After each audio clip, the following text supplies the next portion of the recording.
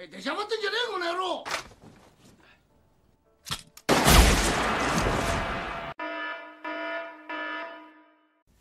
Assalamualaikum warahmatullahi wabarakatuh, dulur-dulur semua. Apa kabar hari ini? Semoga selalu sehat dan bahagia selalu ya lur. Kalau gak bahagia ya bahagiain aja. Oke, untuk alur cerita film yang akan gue bahas buat lu kali ini adalah tentang perjalanan seorang Yakuza yang diusir dari Jepang dan hijrah ke Amerika. Seperti apa perjalanannya dan apakah dia mampu bertahan di tengah gempuran gangster Meksiko atau dia mampu bangkit dan membangun kelompok baru di Amerika? Nah, sebelum kita mulai, jangan lupa like, komen, dan subscribe biar gue makin semangat bikin alur cerita film buat lu dan dulur-dulur semua. Berlatar di sebuah kota di Amerika, terdapat seorang pria Jepang yang sedang berdiri menunggu taksi untuk mengantarnya ke suatu hotel. Kita sebut saja pria itu Sakamoto. Sesampainya di hotel, Sakamoto memberikan ongkos ke si supir dengan jumlah yang gak kira-kira lur. Nah, selain itu dia juga memberikan tip ke penjaga kamar sebanyak $10 karena telah membantu membereskan barang-barangnya. Baru aja nyampe, Sakamoto langsung keluar kamar dan meminta si pelayan yang tadi membantunya untuk mencarikan taksi lagi lur. Nah, tiba di suatu kedai sushi yang letaknya hanya beberapa kilo dari hotelnya tadi, Sakamoto menanyakan apakah pekerja di sana ada yang bernama Ken.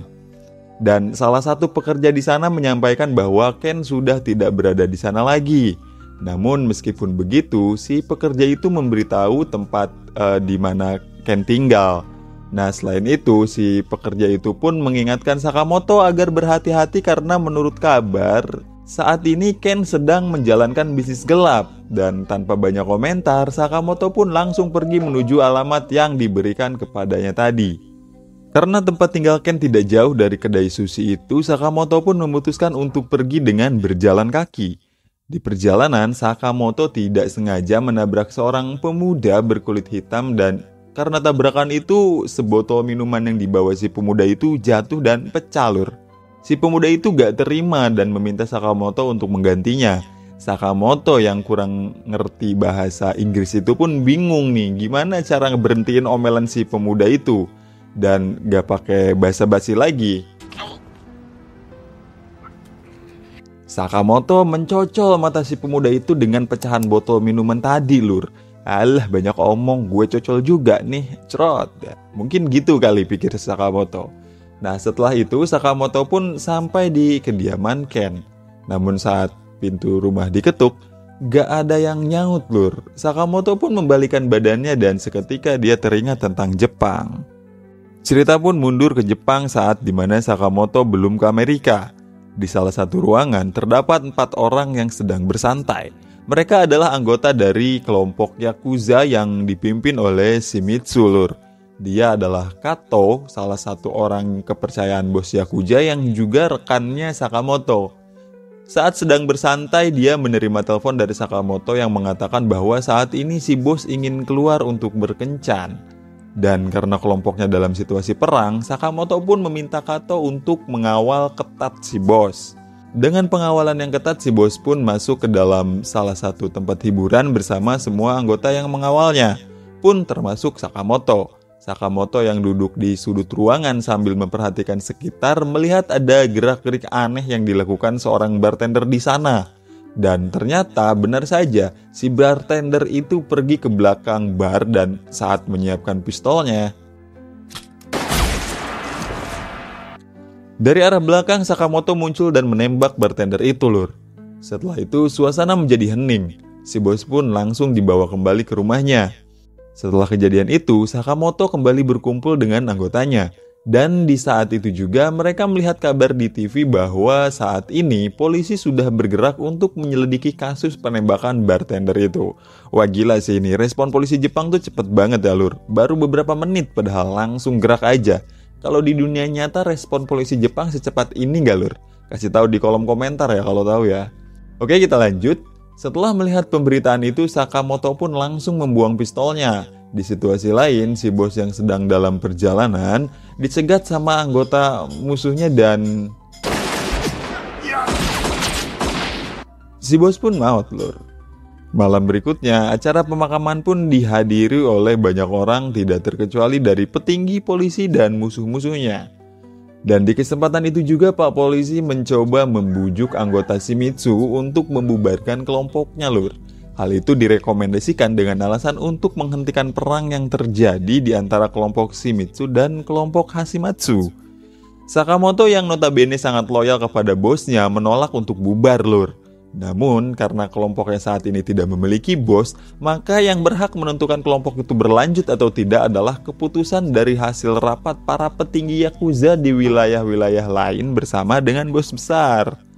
Dan satu persatu anggota dari kelompok Shimizu mulai bergabung dengan kelompok musuh, lur. Harada yang merupakan anggota kepercayaan Sakamoto dengan berat hati mau tidak mau harus menjadi anggota musuh. Hal itu dia lakukan tidak lain untuk menghentikan perang dan untuk menjaga semua kawan dan anggotanya. Dan sebagai permintaan maafnya, Harada juga memotong jari kelingkingnya dan disodorkan ke Sakamoto, lur. Meskipun begitu, Sakamoto tetap tidak terima. Dia menganggap hal itu sebagai pengkhianatan. Sakamoto pun ngamuk dan hampir aja nebas lehernya Harada, lur.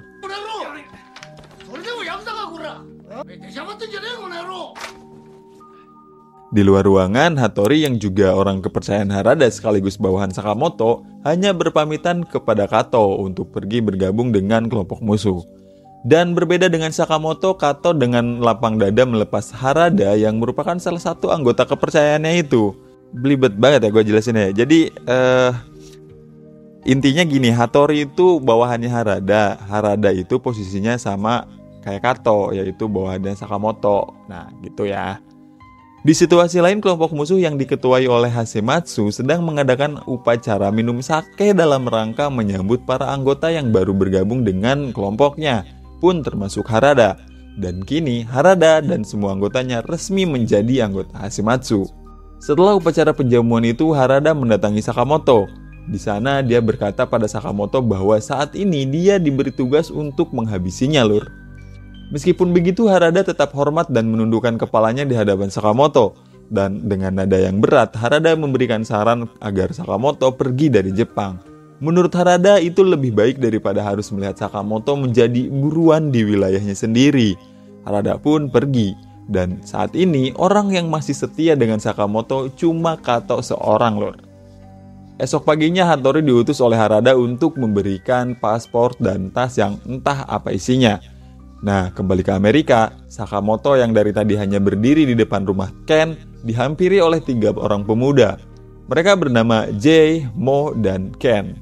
Ken pun mempersilahkan Sakamoto masuk ke rumahnya, dan tidak lama setelah itu Ken pergi berpamitan kepada Sakamoto untuk membereskan urusannya, lur.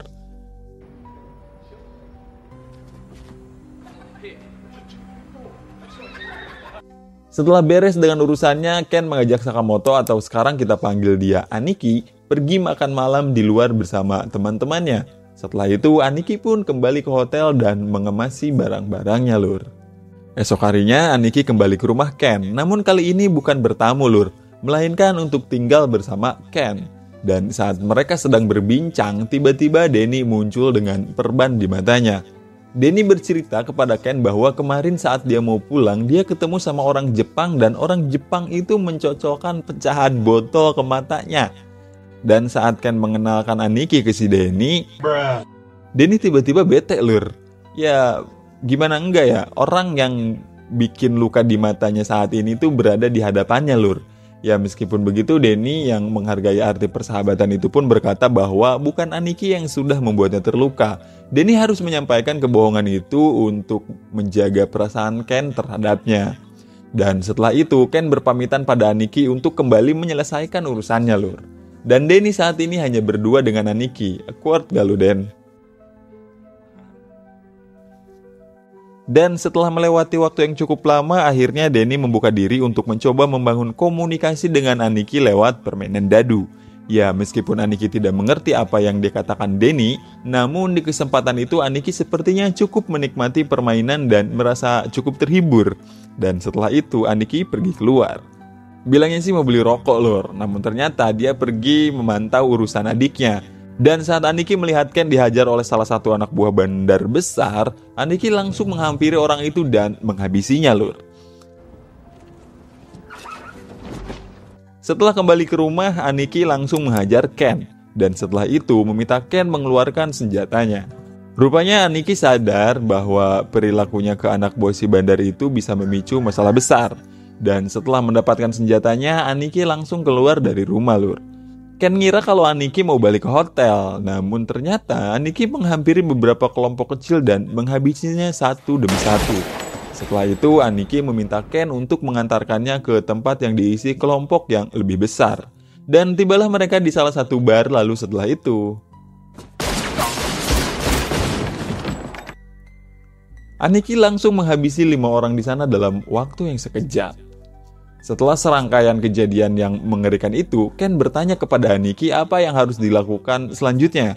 Ken bertanya seperti itu karena dia takut jika harus menghadapi kelompok-kelompok yang lebih besar seperti The Cholos atau kelompok-kelompok Meksiko lainnya. Kemudian dengan santai Aniki menjawab, jika mereka tidak memberikan wilayahnya, maka kita akan berperang. Wedan gak tuh mental si Aniki ini? Bengis emang. Esok paginya, Ken dan kawan-kawannya terlihat hanya bisa duduk termenung penuh keputusasaan, Lur. Dan tidak lama setelah itu, terdengar suara orang mengetuk pintu. Ternyata itu adalah Kato, Lur. Dia sengaja datang ke Amerika untuk mengunjungi Aniki. Aniki pun mengajak Kato ke atap untuk menikmati suasana kota. Saat Aniki dan Kato sedang asik dengan reuninya, Ken tiba-tiba memberi kabar bahwa para pemegang wilayah meminta Aniki untuk menemuinya di Town Square Hotel besok jam 10 pagi. Nah, esok harinya Aniki pun pergi berangkat ke tempat yang dijanjikan itu, Lur. Ditemani Ken dan kawan-kawannya, kali ini Aniki melakukan persiapan yang cukup matang, Lur. Dibantu oleh Kato, Aniki menyembunyikan senjata di beberapa tempat. Dan negosiasi pun dimulai. Para pemegang wilayah itu sepakat untuk memberikan Aniki wilayah, Lur. Setelah berhasil mendapatkan wilayah, Aniki memberi kode kepada Ken untuk mengambil senjata yang disembunyikannya di toilet. Namun sayang, karena penjagaan yang ketat, Ken tidak bisa mengambil senjata itu. Ken yang saat ini sudah kembali dan duduk bersama Aniki, diminta untuk meraba kolong meja. Dan ternyata di sana sudah ada 3 senjata yang siap untuk digunakan, Lur. Dan negosiasi itu selesai dengan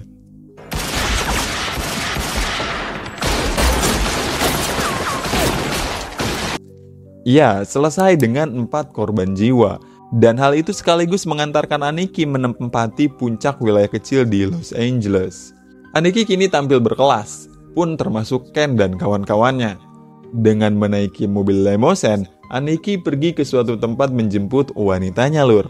Setelah itu Aniki meminta Kato untuk mengirimkan beberapa hadiah kepada ibunya Denny yang saat ini sedang berulang tahun. Dan disinilah markas Aniki sekarang. Bisnis mulai tumbuh, anggota makin bertambah, dan terlihat semua anggota Aniki sangat menikmati waktu mereka, Lur. Termasuk juga Aniki. Terlebih saat bersama dengan Denny, Aniki bisa menghabiskan waktunya seharian dengan bermain permainan aneh. Bahkan setelah yang lain pulang, Aniki masih mengajak Denny untuk melanjutkan permainannya. Dan kali ini Aniki mengajak Denny untuk melanjutkan permainannya di rumah Ken. Namun saat Denny membuka pintu, Aniki sudah dipiting dan ditodong pistol sama orang yang gak dikenal, Lur. Dan atas perintah Aniki, Denny pun menembakkan peluru dari pistolnya. Denny pun berhasil menghabisi orang itu. Namun sayang, 2 dari 3 peluru yang ditembakkan Denny mengenai Aniki, Lur. Dan Aniki pun tumbang. Untungnya Aniki masih bisa diselamatkan. Dan beberapa minggu kemudian, Aniki kembali pulih dan mulai bermain lagi bareng Denny. Malam harinya, Kato dan kawannya pergi menikmati hidangan makan malam di kedai sushi sambil membahas tentang perluasan wilayah.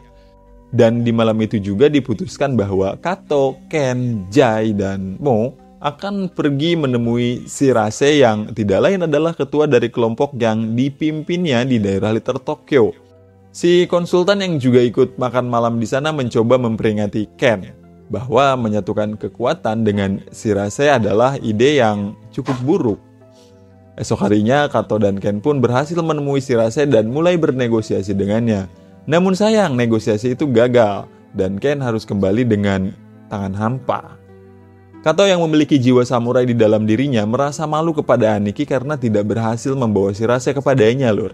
Dan saat yang lain kembali ke markas, Kato malah izin ke Aniki untuk bernegosiasi lagi sama Shirase. Dan kali ini berhasil, lur. Tapi sayang, keberhasilan yang dibawa oleh Kato harus ditukar dengan nyawanya, lur.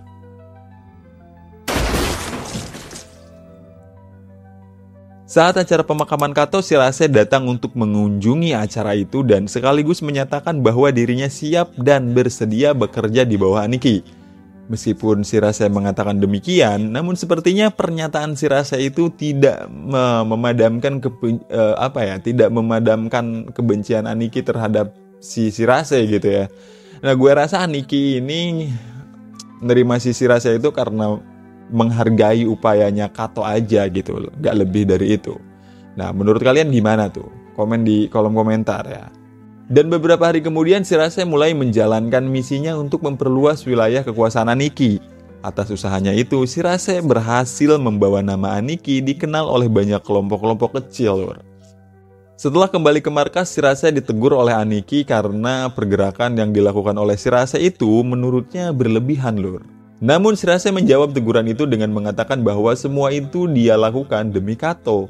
Nah, mendengar nama Kato keluar dari mulut Shirase, Aniki tiba-tiba saja emosi, lur.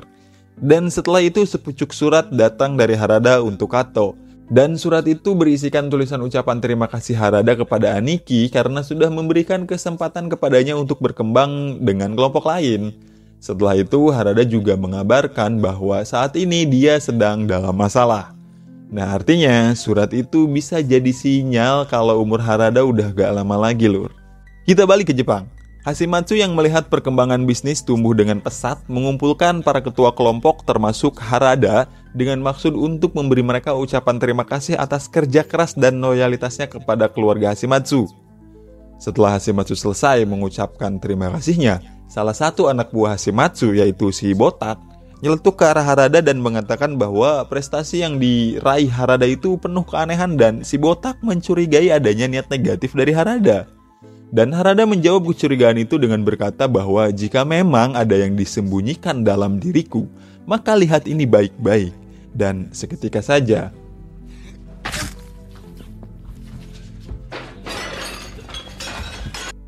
Harada mengeluarkan isi perutnya di hadapan si Botak dan para hadirin sekalian, lur. Si Botak pun mendapat teguran keras dari Hashimatsu dan seketika saja si Botak melakukan itu sebagai bukti kesungguhan permintaan maafnya, lur. Kembali ke Amerika, Aniki yang merasa kesal dengan situasinya saat ini melampiaskan kesalahannya di jalanan, lur. Esok paginya saat kelompok Shirase sedang menikmati sarapannya, anak buah Shirase tiba-tiba saja menodongkan pistol ke arah seorang pemuda yang akan mengeluarkan pistol di balik jaketnya. Pemuda itu pun ditangkap dan ditanya siapa orang yang menyuruhnya. Siang harinya, anak buah Shirase kembali ke markas dan menghabisi semua anggota Aniki. Entah apa yang sedang terjadi di dalam kelompok Aniki itu, lur. Di tempat lain, anak buah Shirase berhasil menghabisi Gapeti yang merupakan salah satu ketua mafia terbesar di wilayah itu. Dan sepertinya fenomena matahari kembar terjadi dalam kelompok Aniki, lur. Saat Shirase mau meninggalkan markas, dia mendapati satu anggota Aniki yang tumbang, lur. Dan saat Shirase mau masuk ke mobilnya, mobil Shirase meledak dan hal itu menewaskan Shirase, lur. Satu persatu kelompok Aniki tumbang. Melihat pola penyerangan yang menimpa kelompoknya itu, Aniki menyimpulkan bahwa sudah tidak ada lagi tempat aman untuk dia dan anggotanya. Dan kelompok Aniki pun kembali ke formasi awal yang menyisakan Aniki, Ken, Denny, Jai, dan Mo. Aniki pun memutuskan untuk membubarkan kelompoknya dan meninggalkan markas besarnya itu. Denny menawari Aniki untuk tinggal sementara di rumahnya. Namun sayang, saat Denny tiba di rumahnya, dia mendapati semua keluarganya sudah tidak bernyawa, lur. Dan satu persatu dari mereka pun tewas. Tersisa hanya Aniki, Denny, dan Ken yang kabur entah kemana. Esok harinya, Aniki dengan sisa-sisa harapan hidupnya mengajak Denny untuk pergi mengunjungi suatu tempat. Dan ternyata tempat yang dikunjunginya itu adalah rumah salah satu ketua geng terbesar di wilayah itu, lur. Dan dengan sedikit bersiasat, Aniki berhasil menghabisi petugas jaga dan berhasil masuk ke dalam rumah besar itu. Setelah berhasil menangkap ketua geng itu, Aniki dan Denny membawanya ke suatu tempat dan menjadikannya bahan permainan, Lur. Ada-ada aja emang kelakuan si Aniki kalau udah sama si Denny ini. Setelah puas dengan permainannya, Aniki meminta Denny untuk segera pergi meninggalkannya dan Aniki memberikan tasnya yang tidak pernah dibuka itu kepada Denny dan membebaskan ketua geng yang ditangkapnya. Dan di sebuah kedai, Aniki yang sedang menikmati waktu istirahatnya didatangi oleh sekelompok mafia dan Aniki pun menghadapi mereka sendirian.